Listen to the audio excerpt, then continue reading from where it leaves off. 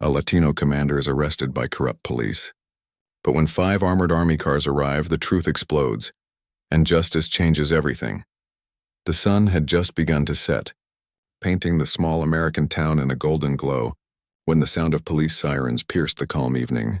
On Main Street, families were finishing dinner at local diners, children played near the sidewalks, and shop owners began closing up for the night. No one could have predicted that within minutes, the entire town would witness an incident that would be talked about for years. Commander Alejandro Ramirez, a decorated Latino officer in the U.S. Army, had just returned from an overseas mission. At 42 years old, Ramirez was a man who carried himself with dignity, broad-shouldered, disciplined, and wearing the scars of countless battles. Though he was out of uniform that evening, dressed in jeans and a simple jacket, he radiated the quiet authority of a man who had given his life to serve his country. He was heading home to visit his family after months abroad, his heart heavy with longing but also filled with pride at the thought of surprising his children. As he drove through the small town, his black SUV was suddenly cut off by flashing red and blue lights. Confused, Ramirez slowed to the curb. A squad of police cars boxed him in with screeching tires, and officers poured out, their hands already on their holstered weapons. "Step out of the vehicle," an officer shouted, his voice sharp with authority but tinged with something else, something suspicious. Ramirez's brow furrowed. He hadn't been speeding. He hadn't broken any law. He had just come from the base checkpoint, cleared and verified. Still, he kept his composure. Slowly, he placed his hands on the wheel. "Officers, may I ask what this is about?" he said calmly, his deep voice carrying across the street. "Don't talk. Step out of the car now." The same officer barked. Onlookers started to gather. The scene was escalating quickly, and whispers ran through the crowd. They saw the Latino man being singled out, hands raised in confusion. Some pulled out their phones, recording.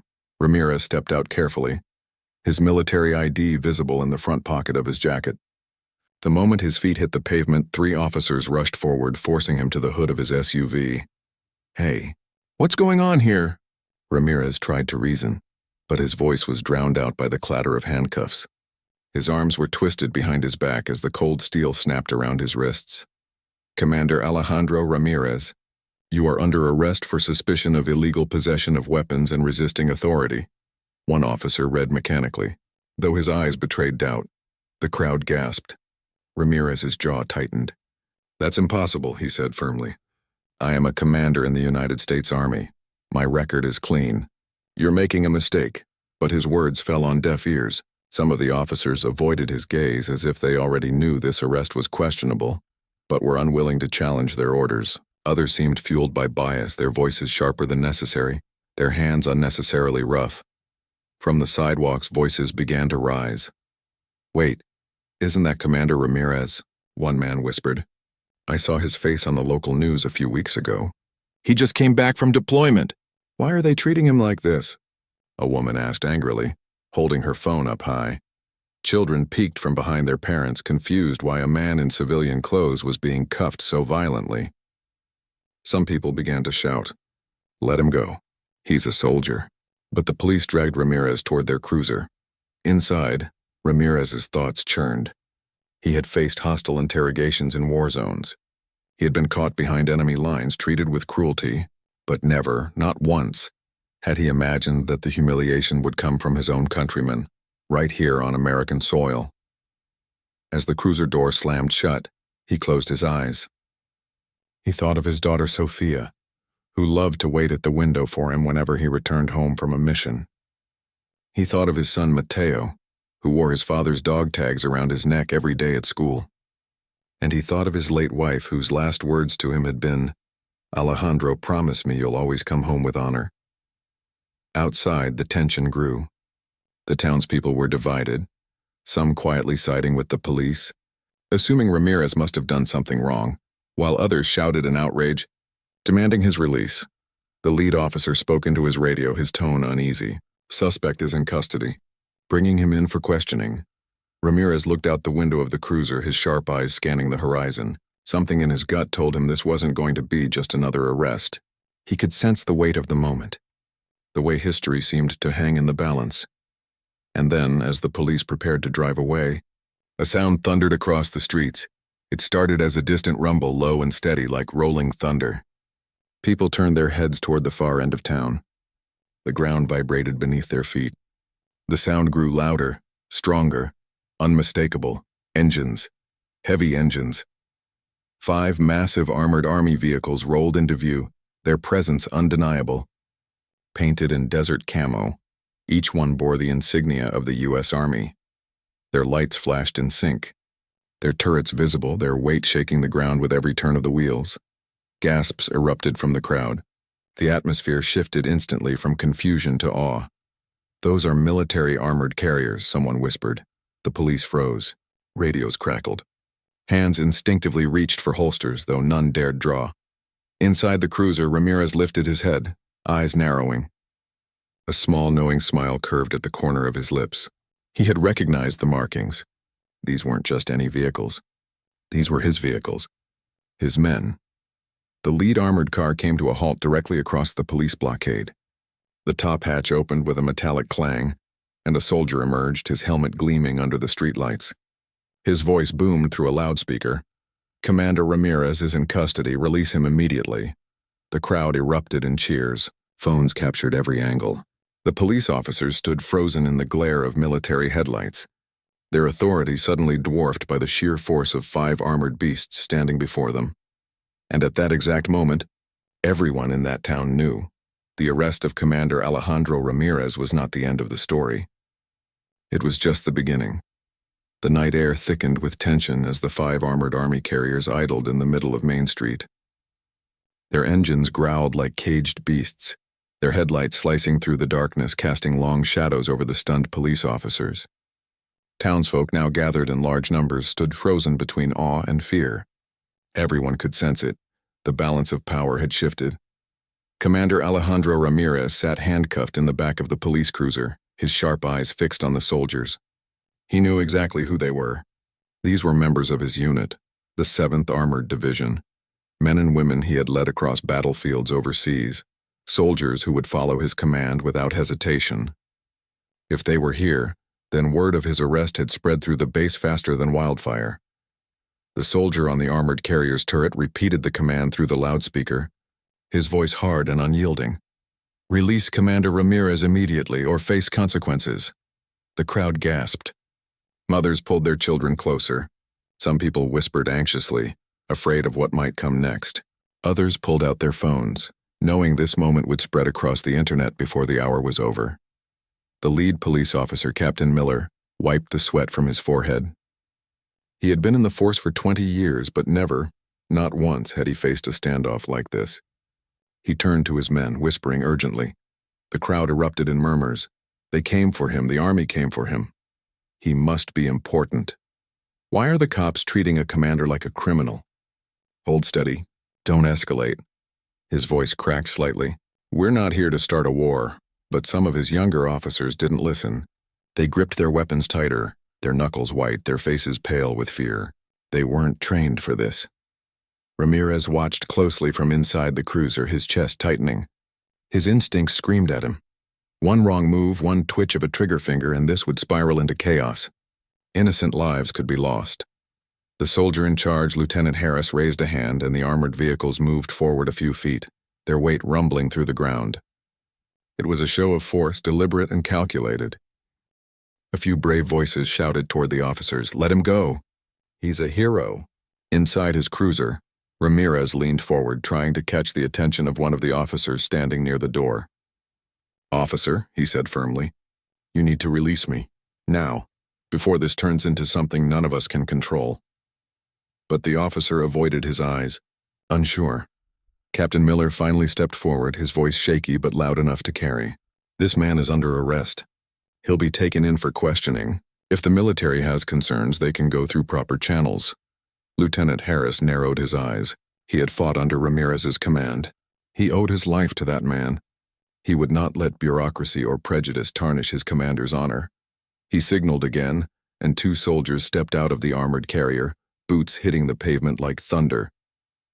They carried rifles strapped to their chests but kept them pointed down, a gesture of discipline. Still, their presence sent shivers through the police ranks. "Captain Miller," Harris said, his voice firm, "you are detaining a decorated officer without cause. I have orders from the base general himself. Commander Ramirez is to be released immediately. Stand down." The tension between them was electric. The police had the law on their side, or so they thought.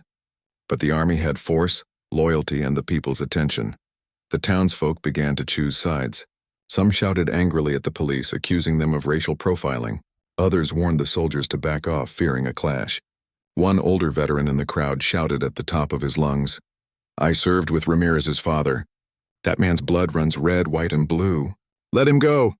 Ramirez, sitting silently, thought of his family again. His daughter, Sophia, who loved to braid her hair while waiting for him to come home. His son, Mateo, who wore his dog tags like a shield. He couldn't let them see him on the evening news as a criminal in handcuffs. His honor, his family's honor, was on the line. Finally, Ramirez spoke up, his voice carrying across the street even from inside the cruiser. "Lieutenant Harris!" "Stand down," the soldiers froze. Harris turned his head sharply. "Sir, you heard me." "Stand down," Ramirez repeated, calm but commanding. "We do not escalate against our own people." The crowd quieted. Everyone strained to hear. Ramirez turned his eyes toward Captain Miller, pinning him with a look so sharp the man almost faltered. "Captain, I served this country for 20 years. I've buried brothers in arms. I've seen real enemies, but I will not allow Americans to become enemies to each other tonight. You have two choices. You let me speak to my men and we resolve this peacefully, or you risk bloodshed in front of your own community." Captain Miller swallowed hard. He wasn't a fool. He knew the entire town was watching, and every phone camera was recording. If he mishandled this, it wouldn't just be a small-town scandal. It would be national headlines. Finally, after a long pause, he nodded to one of his officers. "Open the door." The click of the cruiser door unlocking echoed louder than the sirens. Ramirez stepped out slowly, still cuffed, his posture unbroken, his gaze unwavering. Even in handcuffs, he looked like a leader, a man impossible to break. The soldiers straightened, saluting him instinctively. The crowd erupted in cheers. Ramirez lifted his bound hand slightly and said, "At ease. Nobody moves until I give the order." Lieutenant Harris hesitated, but then lowered his hand. The soldiers stood back, though their armored carriers remained in position, silent guardians of their commander. Captain Miller stepped forward, his voice low, almost pleading. "Commander, I don't want trouble here. But I had orders too. We were told to bring you in." Ramirez's eyes narrowed. "Orders from who?" Miller hesitated. His lips pressed into a thin line. Something about his silence told Ramirez everything he needed to know. This wasn't standard procedure. Someone somewhere wanted him silenced. The crowd sensed it too. Murmurs spread like wildfire. "They set him up. This isn't right." Ramirez straightened his shoulders. "Then let's go find out who gave those orders." His voice was calm, but inside a storm brewed. He knew this was no accident. Someone powerful wanted him out of the way. And now, the fight wasn't just about his honor. It was about uncovering the truth. The police and the army stood locked in a tense stalemate, the town holding its breath. Everyone knew. The night was far from over. The night pressed down on Main Street like a weight, heavy with anticipation. The air was still except for the rumbling engines of the armored carriers and the crackle of police radios. Commander Alejandro Ramirez stood between the two forces, his wrists bound by cold steel, but his presence was commanding enough to make even the most armed man hesitate. The crowd that had gathered grew restless. Some were filming, others whispering, and more were openly voicing outrage. "This isn't right," a woman cried out. "That man served our country." Another yelled, "Uncuff him!" The tension was no longer contained to the officers and soldiers. It was bleeding into the people. The entire town standing on the edge of a conflict. Captain Miller rubbed his temple, feeling the weight of 1,000 eyes burning into him. He leaned closer to Ramirez, lowering his voice so only he could hear. "Commander, you're not hearing the full story," Miller muttered, his tone uneasy. Ramirez's jaw clenched. "Then enlighten me, Captain. Because right now all I see is a decorated Latino officer treated like a criminal in front of his own people." Miller's eyes flickered nervously to the cameras and back. "We had a directive. Not from me, not from state police, higher, much higher. They told us you were smuggling classified weapons out of base." The word struck Ramirez like a bullet. His face remained controlled, but his mind raced. Smuggling weapons, him? The accusation was absurd. He had spent his career ensuring the safety of his men and the integrity of his missions. But then he realized this wasn't about truth. It was about framing him. Who gave the directive? Ramirez demanded. Miller hesitated, then shook his head. It came down from federal channels. Anonymous orders. They didn't even give me details, just a name and a location, yours. Ramirez's gut tightened. Federal orders without signatures targeting him specifically. This wasn't random. Someone had orchestrated it. And the timing, just as he returned home from overseas, felt too deliberate. Lieutenant Harris, standing beside the armored carrier, called out, "Commander, say the word and we'll clear the street." His soldiers shifted, disciplined but restless. Their loyalty was ironclad, but their patience was thin. "No," Ramirez barked, his voice echoing. He raised his bound wrists for emphasis. "We do not fight our own. We uncover the truth." The crowd erupted in applause at his words. Even in chains, he carried authority. Even handcuffed, he commanded respect. But Ramirez knew this was bigger than a street standoff. Someone was using him as a pawn, and if he didn't act fast, the lie would spread. Tomorrow's headlines would not read "Commander arrested unjustly." They would read "Latino officer smuggled weapons." His honor, his family's name, his life's work would be destroyed. He turned to Captain Miller, his eyes sharp. "Then take me in. But do it by the book. I want my men nearby. They don't leave me. If I walk into that station alone, I may not walk out." The statement struck everyone silent. The implication was clear. Ramirez didn't just fear charges. He feared being silenced. Miller studied him, conflicted. He had orders, yes, but he wasn't blind. He could see the injustice. And he could feel the anger of the town pressing on him like a vice. Finally, he gave a reluctant nod. "All right, but your soldiers stay back. They can follow in their vehicles. Nobody pulls a trigger." Ramirez exhaled, the first sign of relief he had shown all evening. "Agreed." The police loosened their formation. Miller ordered Ramirez placed in a separate cruiser, not locked in but escorted, and the convoy began to move slowly down Main Street. The 5 armored carriers followed close behind, engines growling like watchful beasts, their turrets swiveling to cover every angle. The townsfolk lined the sidewalks, some cheering, some weeping, many chanting justice for Ramirez. Their voices rose into the night sky, echoing louder than the sirens. Inside the cruiser, Ramirez's thoughts raced. Who wanted him out of the way? He replayed his last mission overseas. His unit had uncovered a massive illegal arms deal between insurgents and a corrupt contractor. Ramirez had documented everything, sent the evidence up the chain. Could it be? The name burned in his mind, General Whitmore. A man with power, ambition, and a reputation for ruthlessness. Ramirez had never trusted him. If Whitmore had ties to the arms deal, Ramirez's evidence would destroy him. And now Ramirez was the one being framed as the criminal. By the time the convoy reached the station, news vans had already gathered. Reporters swarmed the sidewalks, cameras flashing, microphones thrust forward. The story had exploded, and America was watching. "Commander Ramirez, why are you under arrest? Do you deny the charges of smuggling weapons? Are these soldiers here to protect you or intimidate the police?" Ramirez stood tall, raising his cuffed hands but keeping his voice steady. "I deny all charges. I have served this country with honor, and I will not be silenced by lies." The soldiers flanking the armored carriers saluted, a powerful visual that no camera could ignore. The image would burn into the public's memory. A commander in handcuffs, flanked by loyal troops, speaking not as a criminal but as a man of integrity. Inside the station, the atmosphere was thick with unease. Ramirez was seated in an interrogation room, the cuffs finally removed. Captain Miller sat across from him, visibly uneasy. "Commander, I don't like this any more than you do," Miller admitted. "But my career is on the line, too. If I don't follow through, they'll have my badge." "Then help me," Ramirez pressed. "Pull up the order, the original communication.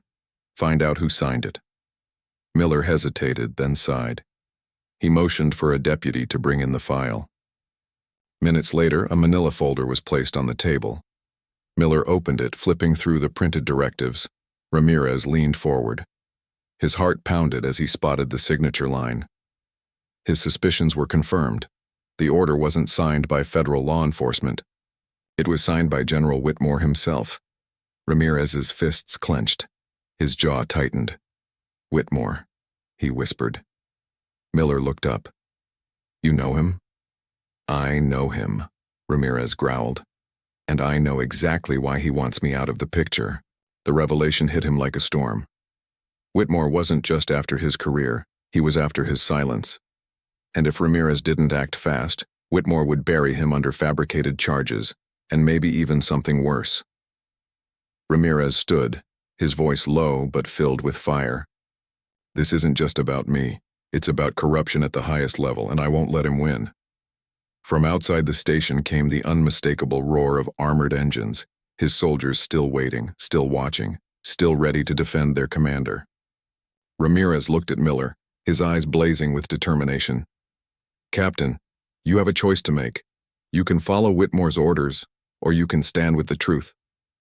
Miller swallowed hard, caught between duty and justice. The silence stretched, every second heavier than the last. But one thing was clear.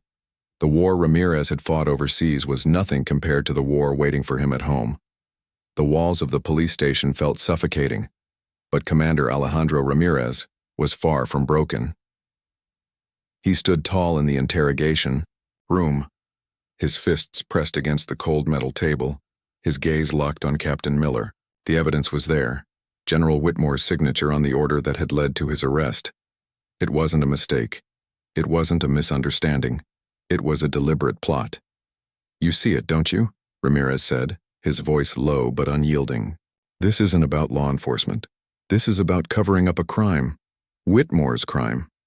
Miller rubbed his temples, the weight of the revelation sinking in. "General Whitmore is a powerful man, Commander. If what you're saying is true, this is bigger than both of us. If I go against him, I put my entire department at risk." Ramirez leaned forward, his eyes sharp as blades. "If you don't, Captain, you're helping him bury the truth. You'll be remembered as the man who stood by while corruption ate this country from the inside out." Silence hung heavy between them. Miller's breathing quickened as the magnitude of the choice pressed on him. Outside, through the small window, the deep rumble of armored carriers still echoed. Ramirez's men hadn't moved. They were waiting, ready, their loyalty unshaken. Finally, Miller slammed the folder shut. "What do you need from me?" Ramirez exhaled slowly. "Access to your systems. I need to reach out to federal oversight, bypass the chain Whitmore controls. My men have secured evidence, documents, recordings, everything that ties Whitmore to the illegal arms deal. But if we don't act now, he'll erase it. He'll erase me." Miller nodded reluctantly. He gestured to a deputy. "Bring him the terminal, and for God's sake, keep this quiet." Within minutes, Ramirez was seated at a computer, his broad shoulders hunched forward, eyes narrowing as he navigated the secure channels. His fingers moved with precision, typing codes only someone of his rank would know. On the screen, encrypted files appeared. His own reports from overseas, the intercepted communications, the proof Whitmore had hoped to suppress. As Ramirez uploaded the files to multiple oversight agencies, a chill crept up his spine. Whitmore wouldn't sit still. The man was ruthless. If he sensed Ramirez was making a move, retaliation would be swift. His instincts proved right. The first explosion rattled the station windows, a thunderous blast that shook the ground. People screamed outside. Officers rushed to the front, shouting over the chaos. Ramirez leapt from the chair, his soldiers' instincts firing instantly. "What was that?" Miller barked. Before anyone could answer, gunfire erupted outside, short, controlled bursts, military grade. Ramirez's heart dropped. This wasn't random violence. Whitmore had sent men. Ramirez grabbed Miller by the arm. "He's coming to finish it. He doesn't care if it's in the middle of a town square. We need to move, now." The sound of boots pounding against pavement filled the air as Ramirez's soldiers responded. Lieutenant Harris's voice thundered through the comms. "Contact. Enemy forces approaching from the north side. All units defensive positions." The station shook again as another blast hit closer, throwing dust from the ceiling. Miller's officers panicked, some fumbling with weapons, others frozen. Ramirez took command without hesitation. "Listen to me," he barked, his voice cutting through the chaos. "You're not police right now. You're soldiers in a fight whether you like it or not. Fall in line, cover the entrances, and no one fires unless I say so." Something in his tone, unyielding, battle-tested, snapped them out of paralysis. The officers scrambled to positions, hearts pounding. Ramirez rushed to the door, his men outside forming a perimeter around the armored carriers. Harris spotted him and saluted. "Sir, we've got hostiles in unmarked SUVs, heavily armed. Looks like mercenaries." Ramirez's jaw tightened. "Whitmore's doing. He's not even hiding it anymore." Bullets sparked against the carrier's armor as the mercenaries advanced. The townsfolk scattered, screams echoing down alleys. But Ramirez's men stood firm, shields of steel protecting the innocent.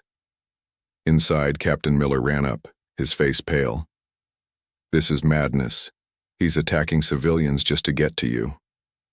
"Yes," Ramirez growled. "That's the kind of man he is. And that's why he has to be exposed tonight."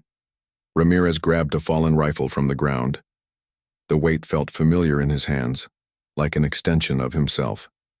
For the first time since his arrest, he looked like what he truly was, a commander leading in the field. "Lieutenant Harris," Ramirez shouted over the gunfire. "Hold them here, don't advance, buy me time to finish the upload." "Yes, sir," Harris barked, rallying the unit. Ramirez sprinted back into the station, bullets shattering glass as he ducked through the door. The computer screen was still flashing, the progress bar inching forward. Sweat dripped down his brow.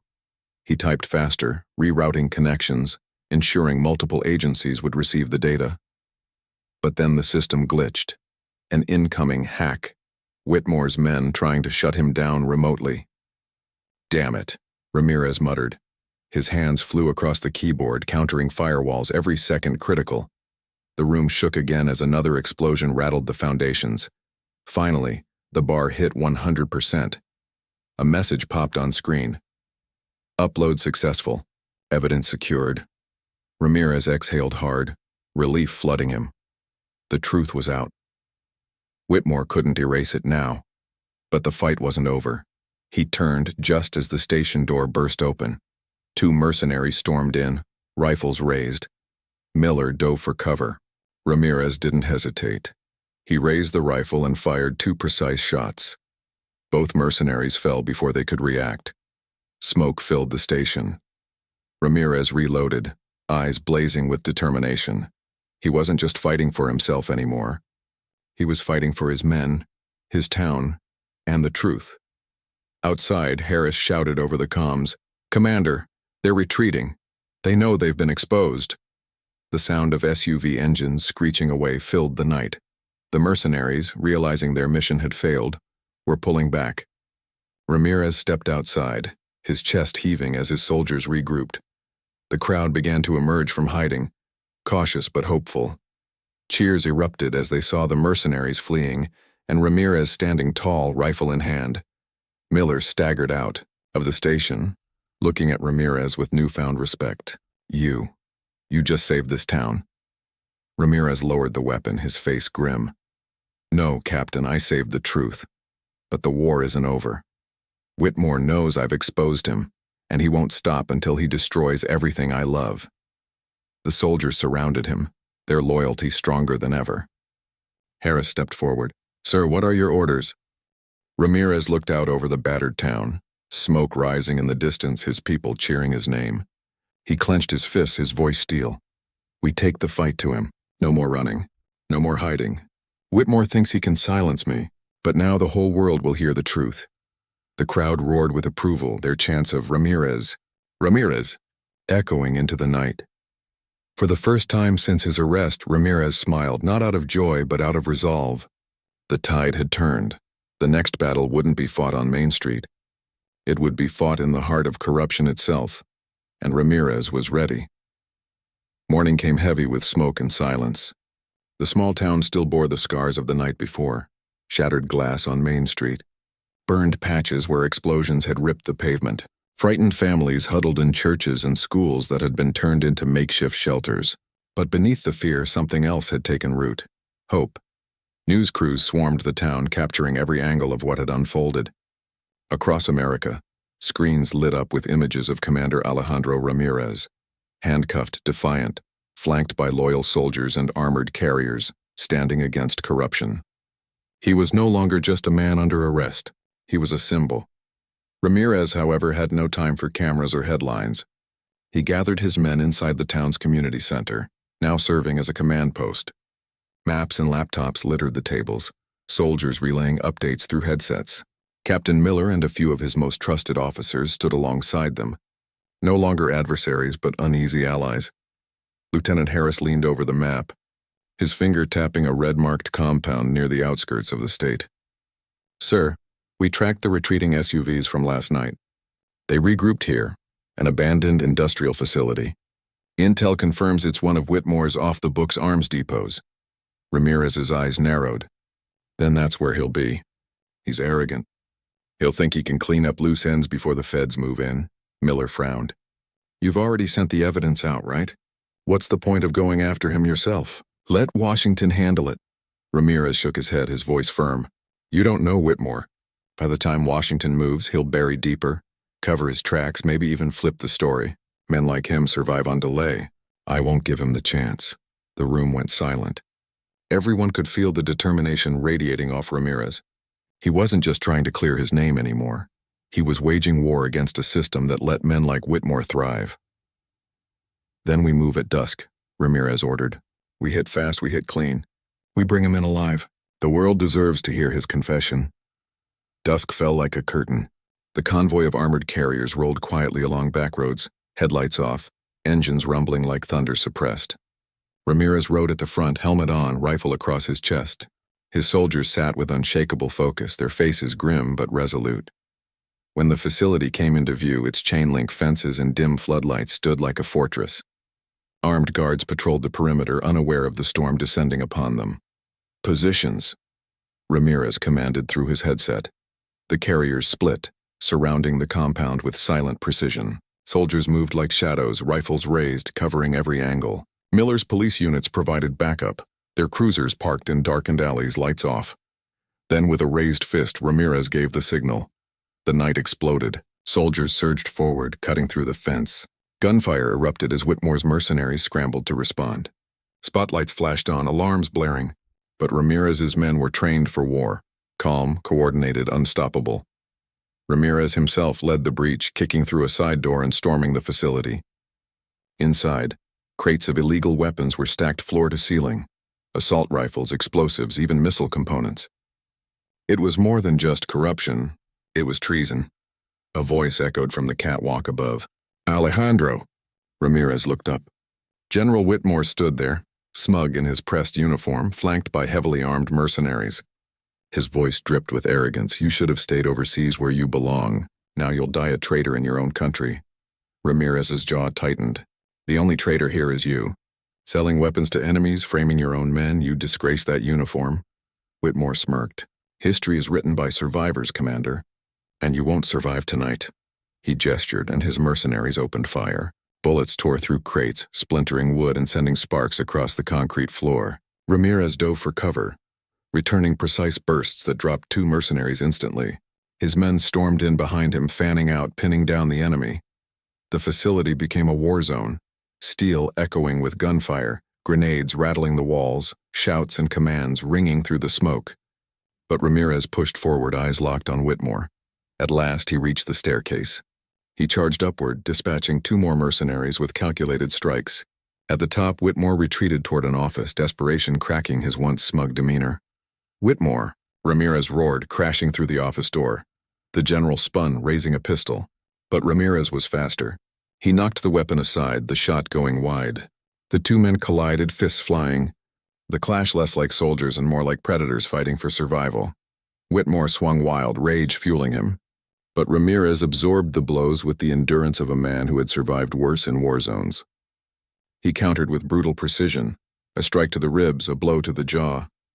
Whitmore stumbled, blood on his lip, his arrogance finally breaking. "You think anyone will believe you? You're nothing but a Latino scapegoat. They'll take my word over yours. Ramirez's eyes blazed. He grabbed Whitmore by the collar, slamming him against the wall.